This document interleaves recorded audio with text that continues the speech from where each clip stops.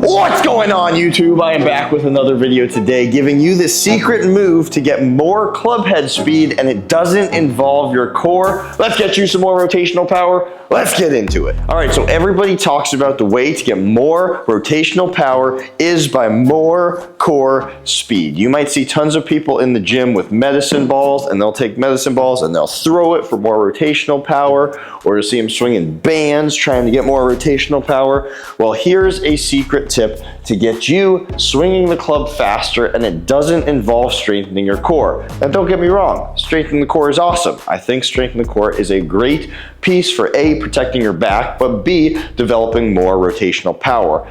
But there is a caveat. There's a couple other things in your swing that actually helps you gain more speed and rotational power that doesn't actually involve your core. So this is gonna be a two-part series. This is part one, and we are talking all about your right or trail glute. So your trail glute is actually responsible for a lot of things in your golf swing.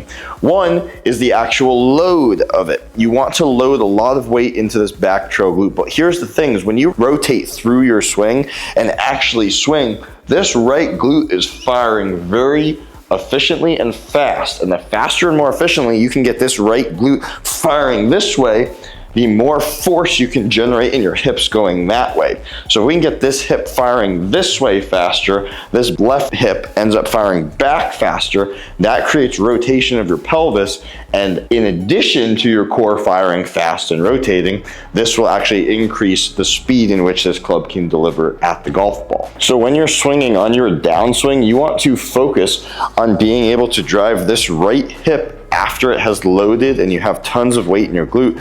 You want to essentially fire this right hip as if you're almost hitting the inside part of the golf ball. So what I want you to do is put the club down in about a 45-degree angle. Now, if you're firing your glute straight and your hip straight, you're gonna be firing this way. That's something that I want you to avoid in your swing. A lot of people refer to this as humping the golf ball. It's essentially early extension. It's because you get up to the top and you're trying to extend early and you end up getting stuck here and you lose all your power. So a lot of those people do fire the glutes. Now that can come from a weakness in your glutes, so you're just collapsing early, or it can come from over firing your glutes early in your swing, and realistically you need to be more firing it like this. So get that club in a 45-degree angle, and what I want you to focus on is firing this hip and right glute across that angle. So you're trying to fire it this way. What happens is when this glute is firing along that club line, glute is firing and squeezing, hip is extending this way, this left hip is actually firing back. So that's creating that rotation. That's the correct rotation for a golf swing.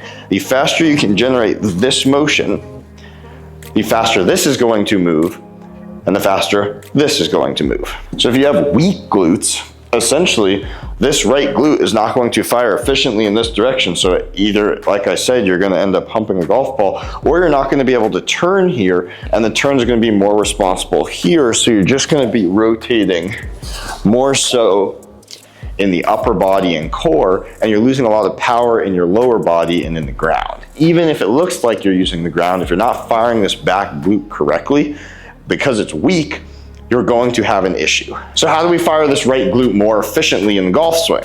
When you get to the top of your swing, I want to make sure that you first load your glute, because if you don't properly load your glute, you can't actually fire it. If all the weight stays on your front side and you never truly load that glute and load correctly onto your trail side, and you stay on this front side, well, you can't then fire the glute because there's no force in it.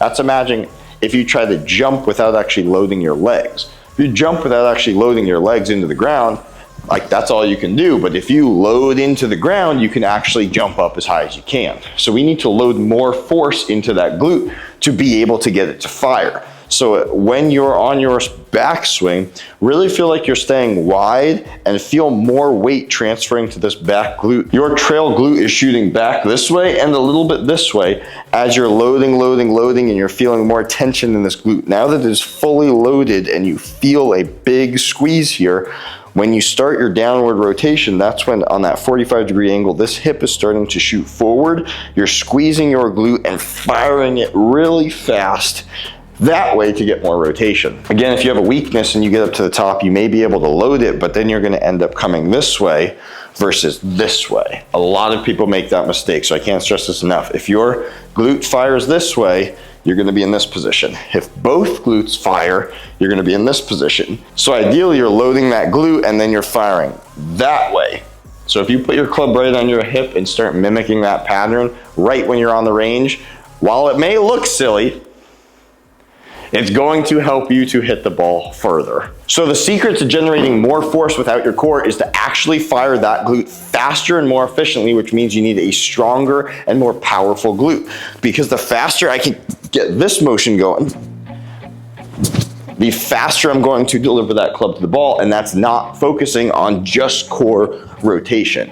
Your core is limited in how fast it can actually move and how much weight it can move. While a strong core is crazy important, we can't forget the piece of how your glutes actually fire with your core. When you can get this piece operating way more better and have way more strength coming this way into this golf ball, your core can now operate at 100%. Plus the additional glute activation, then you'll be hitting the ball further. So let me give you 3 key exercises to focus on strengthening that right glute and helping it to fire more efficiently and faster in the golf swing. So the first exercise is a hip thrust. There are lots of progressions and regressions of this exercise, so stay with me because we have one that fits no matter what exercise level you guys are, no matter how much you operate in the gym. This is a great way for you to start implementing into your exercise routines so that it can translate into your golf swing. So the first one is just a normal glute bridge. So a glute bridge just looks like this. You can have your arms out, you can have your arms here. I frankly don't care that much because again, we're focusing more on the glutes. So what I want you to do is just straight up, go up with it and hold. And I want you to do lots of reps here. So what you're focusing on is truly squeezing your glutes. And you can see that my glutes are fully squeezed in this position, which brings me back to the golf swing, which is the same activation. You want this right glute to be firing. Now, that's going to help strengthen your glutes. This is a very beginner exercise. So then what I want you to do is start singling out each leg. Go into a single leg glute raise up in this position. Same feel of really focusing on squeezing that glute. You're also gonna feel it a lot in your hamstrings. That's okay. So next variation of that is grabbing yourself a bench and we're gonna up the level of difficulty a little bit. So we're going to a hip thrust on a bench and now we're coming up and squeezing. Same thing once you get in this position. Now I want you to go to one leg and fire as well. Really focusing on squeezing your glute as hard as you can and focusing on going fast up in that motion once you feel strong in that movement. Once you're feeling nice and strong there, grab yourself a dumbbell or a barbell and do the exact same thing. So set up in that position, throw that dumbbell or barbell across your waist, and we're doing a hip thrust upward. Really focusing on squeezing your glutes. Then you can go to a single leg as well with a dumbbell. Really focusing on squeezing your glutes, which is going to translate to more rotational force because you have the ability to squeeze here because you actually have stronger glutes now. All right, so the second exercise involves a band. What I want you to do is put that band right above your knees around the lower part of your quads. The first version of this is just a simple band slide. So set up and I want you just to start sliding, focusing on keeping your knees outward and squeezing your glutes to actually have that position happen. This is a little bit more advanced of a version than the clamshell that you'll see. And you're really just trying to focus on all of the separation of your knees coming from your glutes. As you slide, stay relatively low. You don't want to just stand up because what happens is you take that stress off your glutes and mimic essentially the position in your backswing that you want to be. Here, your glute is super loaded. You've turned and you have weight on your quad. Be in that relatively same position where you can feel the squeeze in your glutes. You have your knees bent, relatively some force on your quads, and you're just going back and forth. Now you can go for a very long period of time one way. You can go for a shorter period of time. You can even stand here and go back and forth. This one's about pumping blood and starting to actually generate a lot of feel in your glutes so that you can feel when they're fully activated, because this is going to help that loading pattern and feeling like your glute is there. Whereas the first exercise was more focused on actually feeling that glute fire and feel that force moving through. So the next little bit more advanced variation of this, which is more golf specific, is really focusing on mimicking your golf swing, where I want you to load this trail glute and your trail quad while also maintaining some tension here in the left side. The reason I'm saying maintain tension is that naturally when you have a band here, you'll want to collapse really, really far in. So we're trying to keep more of a strong position here, and we're really focused on that turn being created with this glute going back. So you can see that all of this turn is happening from this glute, not necessarily going this way and swaying, but really turning and going back, and I'm feeling it right here load. From here in the loaded position, we're gonna want you to actually step forward to load your weight forward, and I want you to feel like your glute is firing. So again, it looks like this. We're focused on loading trail side. We're focused on really feeling a little bit of weight shift here, and then we're focusing on rotating that glute through here so you can start to develop that 45-degree angle that I was talking about earlier.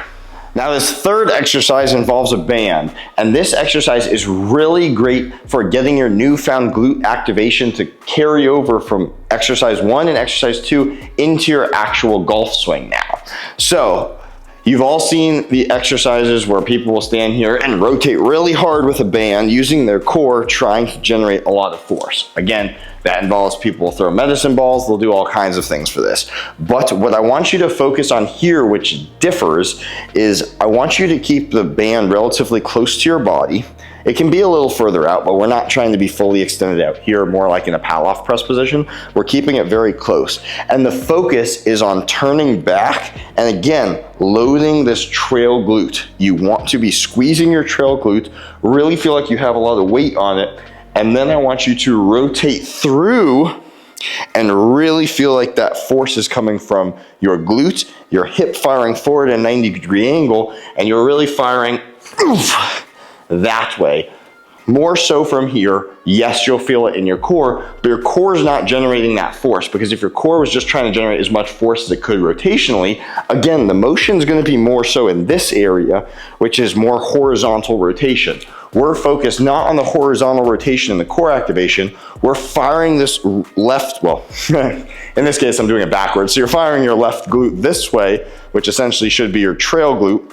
Fire your trail glute at a 45-degree angle. Other glute will clear backwards while your core is now rotating, and you're more coming from this under position where you're now in a correct plane where your front shoulder is actually going up and back.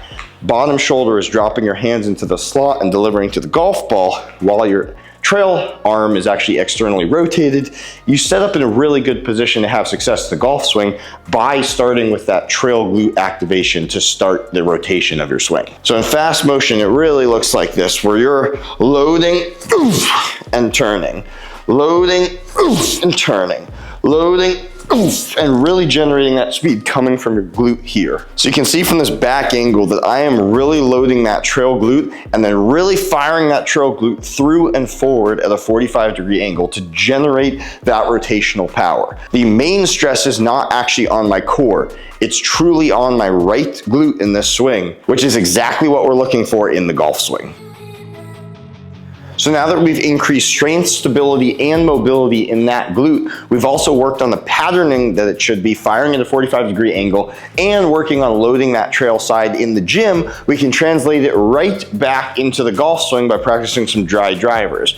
So the focus should be, again, we're loading that trail glute, feeling like you have lots of force there, starting your downswing by firing this trail glute forward at a 45-degree angle. As a byproduct of this, your left glute and hip will fire backwards, creating a lot of rotation in this area, thus freeing up your core to actually fire faster. But it also helps deliver the club to the correct spot, because like I was talking about, when you're firing this glute this way, your hands are naturally going to come down into the slot. Then you can put all the speed at the golf ball, versus if you're just focused on more rotational power, you are at a higher risk for throwing it over the top. But you're also going to lose so much power because your power swing looks like this versus like this. Way better of a swing, way faster of a swing when you start activating that right glute, focus on firing that glute through, you'll be in a much better position and have a lot more success on the golf course.